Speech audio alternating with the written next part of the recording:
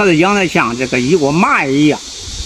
別急，今天我們聊聊止咳大佬長在樹上的葉子，你看比我們臉有人還大。看看這是啥？這是枇杷葉，味苦，性微寒，归肺胃经。本草纲目怎麼說的？气下在火降痰顺，咳着不可以。簡單來說，都是清肺止咳，降饮止呕。肺热咳嗽痰多，找湯；胃熱想吐痰水，还可以找湯。但是注意啊，你看它叶子背面，它的叶子的背面有點毛毛，一定要刷干淨。刷不干淨，扯掉一下，咳得更厲害。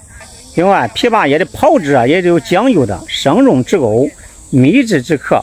秘制的就是用蜂蜜文火慢炒，每100斤叶子配2斤蜜，炒到不粘手，运肺效果是翻倍。你看临床怎麼用的？第一，肺热咳嗽、痰黄、嗓子乾，配这個川貝、桑葉、川貝枇杷膏的，它就是主角。第二，胃熱咳嗽的，反酸想吐，那是配猪肉、鹿根、煎服6到10克切煮。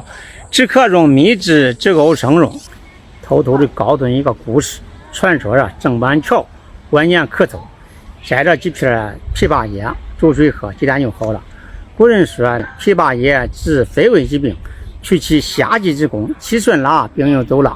我是中醫劉革命大夫，關注我，帶你認識更多的中醫寶藏。